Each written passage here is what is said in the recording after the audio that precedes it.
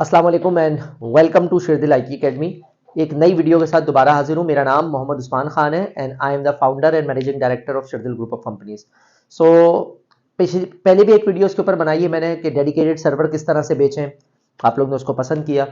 उसी चीज़ को देखते हुए मैंने और बिजनेस रेवेन्यू मॉडल की चीज़ें लेकर आ रहा हूँ। मेरा डोमेन क्लाउड और डेवऑप्स का है और मैं ना सिर्फ उसको पढ़ाता या सेल करता हूँ अपनी सर्विस को, बल्कि बेचना भी सिखाता हूँ ताकि आप खुद भी अपना बिजनेस किस तरह से स्टार्ट कर सकते हैं। तो उसमें जो भी आइडियाज होते हैं सर्विस पॉइंट ऑफ व्यू से, अलग अलग सर्विसेज को किस तरह सेल करेंगे, किस तरह बनाएंगे, किस तरह पिच करेंगे, वो तमाम चीजें मैं अलग अलग वीडियो के हवाले से आप लोग तक पहुंचा रहा होता हूँ।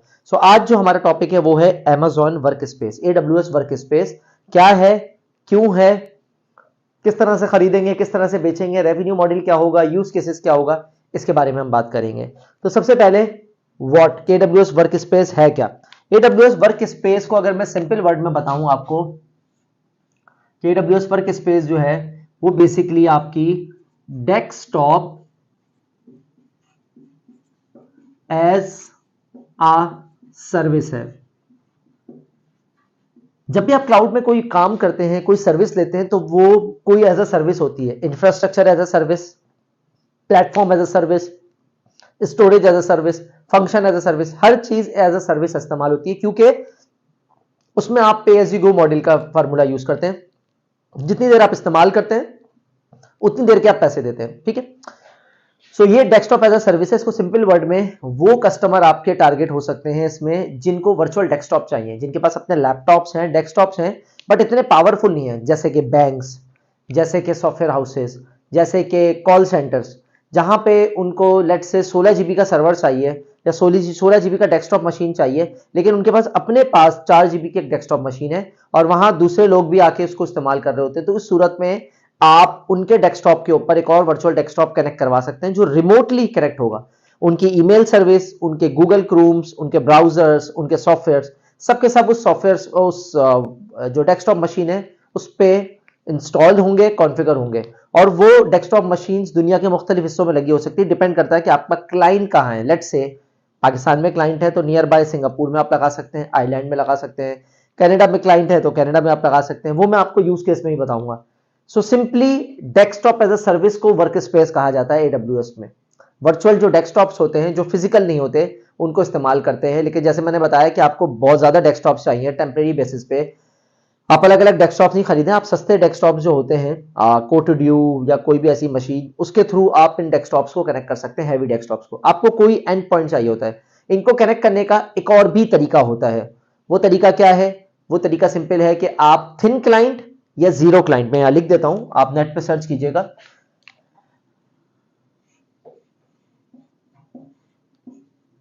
थिन क्लाइंट या जीरो क्लाइंट, ये दो आप परचेज कर सकते हैं। ये छोटे स्मॉल डेस्कटॉप्स होते हैं जिसके अंदर छोटी सी स्टोरेज लगी हुई होती है और छोटा सा ऑपरेटिंग सिस्टम होता है, विंडोज 7 का या 10 का, लेकिन बिल्कुल बेसिक, जैसे विंडोज 10 होम आ गया, विंडोज 7 होम आ गया। ठीक है ना। वो एडिशंस होते हैं जिसके थ्रू आप इनकी एप्लीकेशन को डाउनलोड करते हैं एंड देन फिर इसको आप इजीली कनेक्ट कर पाते हैं। ये उस पर्पस के लिए आप इस्तेमाल करते हैं। थिन क्लाइंट और जीरो क्लाइंट बहुत सस्ते होते हैं, बहुत छोटे होते हैं। गूगल पे आप सर्च करेंगे, आपको तस्वीर भी आ रही होगी इसके ऊपर, उन तस्वीर की मदद से आप थिन क्लाइंट और जीरो क्लाइंट को समझ सकते हैं। ठीक है।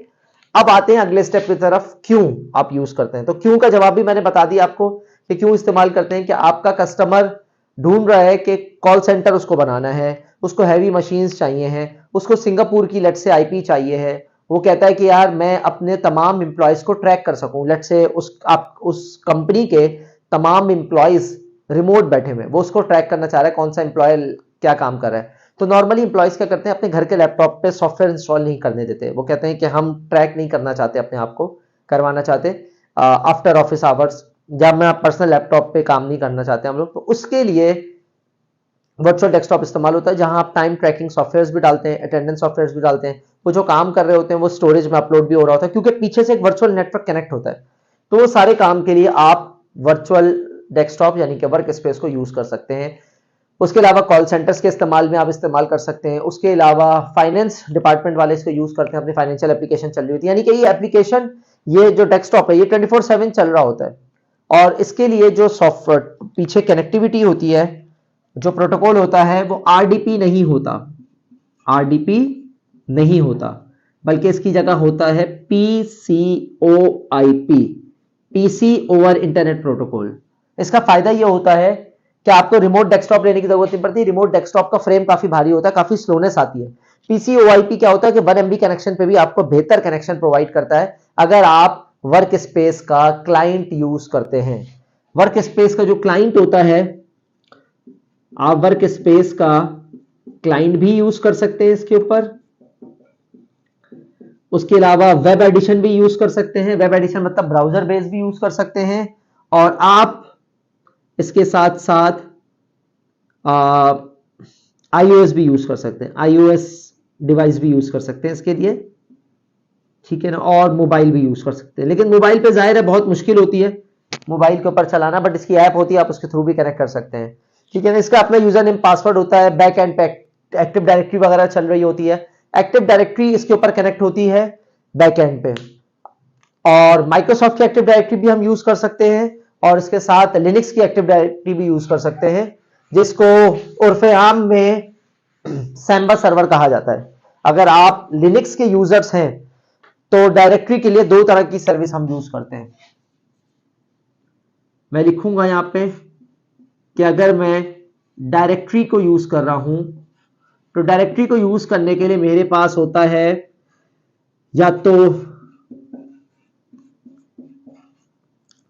Simple directory,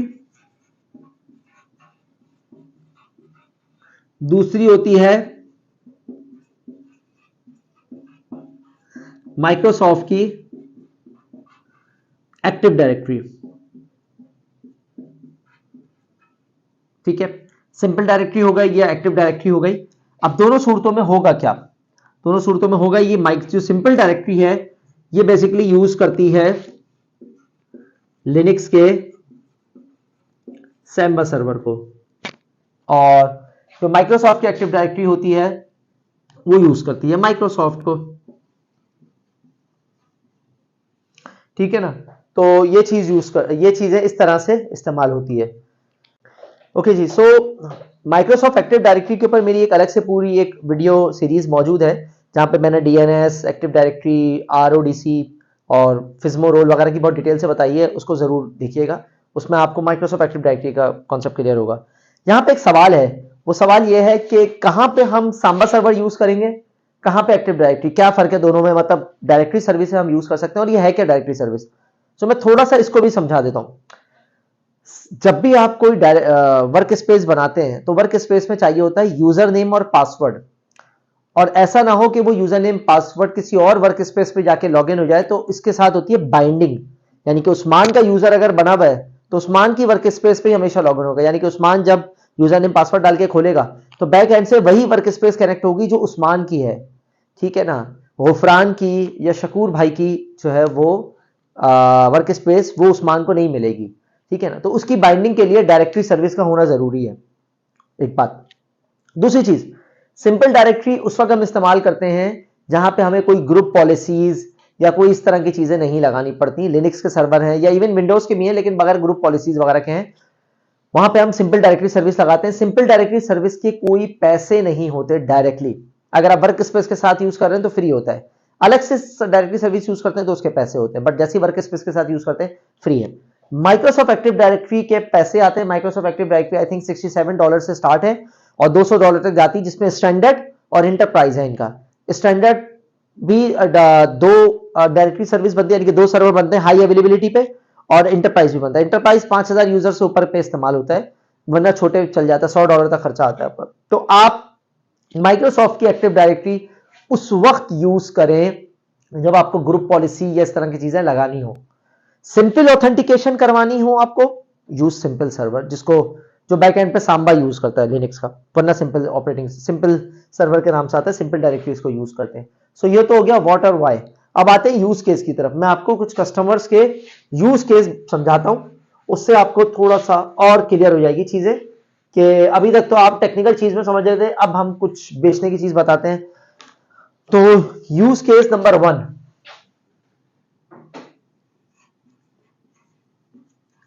use case number 1, अब यूज केस 1 में क्या है, मेरे पास एक कस्टमर आया लेट से स्वीडन से मेरे पास एक कस्टमर आया था। उसने मुझे बोला उस्मान मेरे पास 10 एम्प्लॉयज हैं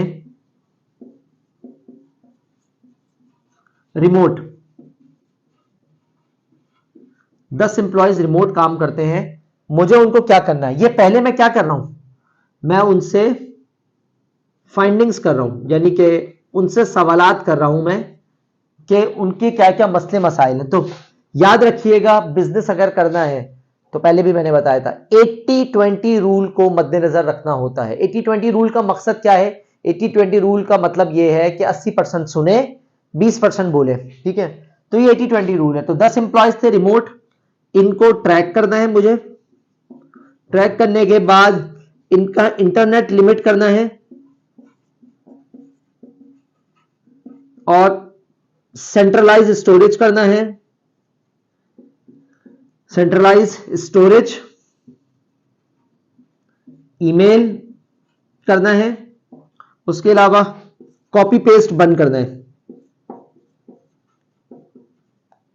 कॉपी पेस्ट रिस्ट्रिक्ट करना है, ठीक है। यहां कॉपी पेस्ट हमने रिस्ट्रिक्ट कर दिया है, तो कॉपी पेस्ट इसको रिस्ट्रिक्ट करना है। ये सारी तो 10 एम्प्लॉयज हो गए, रिमोटली ट्रैकिंग हो गई, इंटरनेट लिमिट हो गया, सेंट्रलाइज स्टोरेज और ईमेल हो गई, कॉपी पेस्ट रिस्ट्रिक्शन हो गई। अब उन्होंने कहा उस्मान क्या सोल्यूशन है आपके पास। मैंने उनसे पहला सवालात किए कि आपने जो है वो किस रीजन पे बनाना है, यानी कि क्लाइंट स्वीडन का था, स्वीडन के करीब मेरे पास आयरलैंड या फ्रैंकफर्ट आता है, तो मैंने उसमें से किसी एक का इंतखाब किया और वो रीजन इनको दे दिया। 10 एम्प्लॉयज का मतलब 10 मशीनें बनानी है। तो मैंने सवालात क्या किए, ये तो उनकी फाइंडिंग्स थी ना जो उन्होंने बताए थे। अब मैंने क्या सवालात किए वो भी मैं लिख देता हूं, यहां मैं लिख रहा हूं माय क्वेश्चंस, ठीक है। ये मैं मिटा इसलिए नहीं रहा ताकि आपको पता रहे, ठीक है। मेरे क्वेश्चन क्या थे, मशीन की स्पेक्स बता दें भाई कि मशीन की क्या स्पेक्स है। दूसरा सवाल मैंने किया मुझे भैया रीजन बता दें। नंबर 3 नंबर ऑफ आवर्स बता दें, कितनी देर मशीन को चलाना है आपने। नंबर 4 ऑपरेटिंग सिस्टम बता दीजिए, लिनक्स का है विंडोज का है, क्योंकि ये सवालात नहीं पूछेंगे तो आप उनको रिजल्ट नहीं दे पाएंगे। आप कैलकुलेशन कैसे देंगे, आप सोल्यूशन कैसे देंगे जब तक कि आपने नहीं पूछा। तो ये तो उन्होंने अपने मसले बताए कि इनको ये चाहिए, लेकिन ये किस सूरत में चाहिए ये आपने, क्योंकि ऑफर आपने करनी है सर्विस, तो आपने ये सवालात पूछने। ऑपरेटिंग सिस्टम कौन से चाहिए, ठीक है ना, और इसके अलावा क्या कोई स्टोरेज भी चाहिए अलग से, ये सिंपल है, और क्या कोई पॉलिसी भी लगानी है। अब मशीन की स्पेक्स जब तक नहीं बताएंगे आप कैलकुलेशन कैसे करोगे। 2 GB का मशीन चाहिए डेस्कटॉप, 4 GB की चाहिए, हो सकता है इनको, क्योंकि मेरा जो ये क्लाइंट था इसमें 10 में से इसने कहा 8 को जो है वो 4 GB की मशीन दे दो और 2 को 16 GB की दे दो। तो पता लग गया ना, यहां से स्पेक्स आ गई। नंबर 2 रीजन कौन सा चाहिए, उसके अंदर रीजन हमें चाहिए जी फ्रैंकफर्ट आइलैंड, मैंने उसको बता दिया नियर बाई है, उसने कहा ठीक है गुड है। नंबर 3 नंबर ऑफ आवर्स, कितनी देर मशीन चलेगी, यानी कि एम्प्लॉय 9 घंटे काम करेगा, 9 घंटे के हिसाब से महीने के 160-170 घंटे बनते हैं। तो मैंने इसको बोला कि भाई 160-170 घंटे बनेंगे तो पर आवर महंगा पड़ेगा। इसके अंदर एक ऑप्शन आता है उसको कहते हैं ऑलवेज ऑन, चलता रहेगा, वो हमने इसको सजेस्ट किया, क्योंकि नंबर ऑफ आवर्स इसके बनते थे तकरीबन 9 से 10, कोई अप्रोक्सीमेट 170 घंटे बनते थे। सो हमने कहा नहीं 170 नहीं जाएगा, हम ऑलवेज ऑन पे जाएंगे, ऑलवेज ऑन पर जाएंगे हम लोग। फिर ऑपरेटिंग सिस्टम हमने इससे पूछा लिनक्स चाहिए विंडोज, इसने कहा सारे विंडोज चाहिए। फिर हमने कहा स्टोरेज, इसने कहा सेंट्रलाइज स्टोरेज चाहिए जहां लोग अपना डाटा रख सकें। इसके लिए हमने इसको सजेस्ट किया S3। और पॉलिसी इसने कहा भी कोई ग्रुप पॉलिसी नहीं चाहिए। इसका मतलब मैं सिंपल एडी पर जा सकता हूं, मुझे एक्टिव डायरेक्टरी पर जाने की जरूरत नहीं है, पैसे बचा लिए मैंने वहां पे। तो ये तमाम चीजें वहां पर आ गई, तमाम चीजें वहां पर हो गई। उसके बाद ये समझा मैंने किसको क्या क्या चाहिए इसके अंदर और मैंने पूछ लिया। अब मेरे पास रिजल्ट तैयार है, मुझे मशीन चाहिए 10। उसके लिए मैंने क्या किया, मैंने यहां पे एक्सेल शीट बना ली अपनी। एक्सेल शीट के अंदर मैंने मशीन लिख लिया, रीजन लिख लिया, नंबर ऑफ आवर्स वगैरह सेट कर लिए वो सब। उसके बाद मैंने लिख लिया कि मुझे करना क्या है। मैंने यहां पे एक्सेल शीट के अंदर स्पेक्स और दूसरा चेकलिस्ट, काम क्या करके देना है, चेकलिस्ट, ये मैंने बना दिया। तो ये चेकलिस्ट हो गया, स्पेक्स हो गई और वो चीज हो गई। तो अब इन्होंने जो चीजें दी थी वो मैंने चेकलिस्ट में डालनी कि किस तरह से डिप्लॉयमेंट करनी है, हर मशीन के अंदर ट्रैकिंग डालना है, जो एम्प्लॉय की मॉनिटरिंग करे कि कौन कौन सी वेबसाइट्स खुलनी है, क्या है। इंटरनेट को लिमिट कर दूंगा कि जी लेट से उन्हीं की कंपनी की वेबसाइट खुले, कुछ और ना खुले। सेंट्रलाइज स्टोरेज और ईमेल का सेटअप मैंने अंदर कर दिया है। कॉपी पेस्ट को रिस्ट्रिक्ट कर दिया मैंने, ठीक है, उनकी लोकल ग्रुप पॉलिसी के थ्रू, या अगर उसने ग्रुप पॉलिसी बोली है तो माइक्रोसॉफ्ट की ग्रुप पॉलिसी लगा के मैंने उसको रिस्ट्रिक्ट कर दिया। और 10 एम्प्लॉय है तो 10 एम्प्लॉय की रिमोट सेटिंग कर दी मैंने। लेकिन याद रखिएगा 10 एम्प्लॉय रिमोट बैठे हुए, अगर ये सारे लेट से पाकिस्तान में बैठे हुए हैं तो मैं सिंगापुर में मशीनें बनाऊंगा, क्योंकि पाकिस्तान से सबसे करीब इंडिया या सिंगापुर पड़ता है, तो मैं सिंगापुर में बना दिया। अगर एम्प्लॉय आपके यूके में बैठे हुए हैं तो मैं लंदन में ही मशीन बनाऊंगा, क्योंकि यहां पे ये नहीं देखना कि कस्टम आपके कहां कस्टमर बैठे हैं, ये आप अपने एम्प्लॉयज के लिए बनवा रहे हैं। ये क्लाइंट जो मेरा था स्वीडन का, इसने अपने एम्प्लॉयज के लिए बनवाना था, तो एम्प्लॉय जहां बैठे हैं मैं वहां पे मशीन दूंगा ताकि वो काम अच्छे से कर सके। दूर होगी मशीन तो स्लोनेस आएगी फिर, ठीक है। तो ये सारी सेटिंग कर दी मैंने, और ये सारी करके मैंने यूज केसेस में इनको दे दिया। तो ये तो हो गया यूज केस। अब अगला जाते हैं, how to buy and how to sell, इसकी तरफ आता हूं मैं।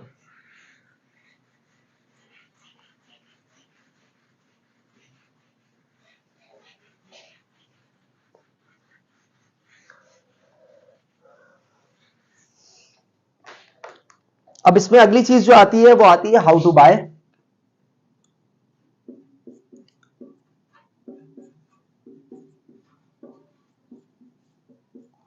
हाउ टू बाय के अंदर क्या है, बहुत आसान है। आपने AWS से जाके, AWS कैलकुलेटर से इसके प्राइसेस निकाल लेंगे।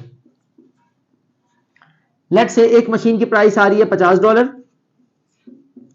आपने उसको चार्ज कर दिया लेट से $60, तो कितने पैसे आपको मिल गए, आपके तकरीबन $10 मिल गए इसके ऊपर, सही है। 50 की जगह $60 आपको मिल गए। अगला स्टेप क्या आता है, ये तो हो गई मशीन की प्राइस। सेकंड, मशीन की प्राइस के साथ अगला स्टेप क्या आता है आपके पास, OS, स्टोरेज, ये सारी चीजें आपने कर दी। और इस तरह से परचेज करने के बाद आपने अपने क्लाइंट को दे दिया, क्लाइंट से अप्रूव करवा ले कि भाई ये मंथली प्राइसिंग आएगी, आप ओके करते हैं तो ओके करके दे दें।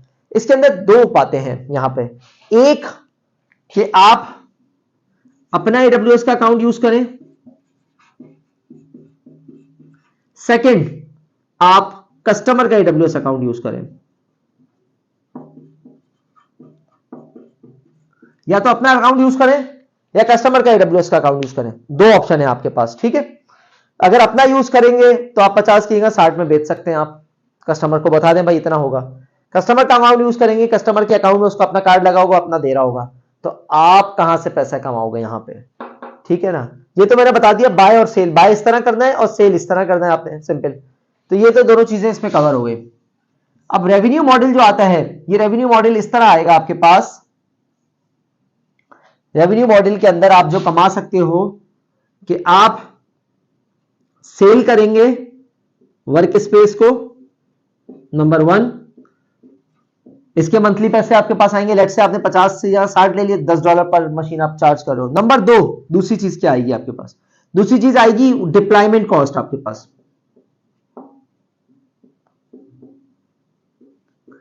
डिप्लॉयमेंट कॉस्ट आपके पास आएगी। तीसरी आपके पास आएगी सपोर्ट कॉस्ट।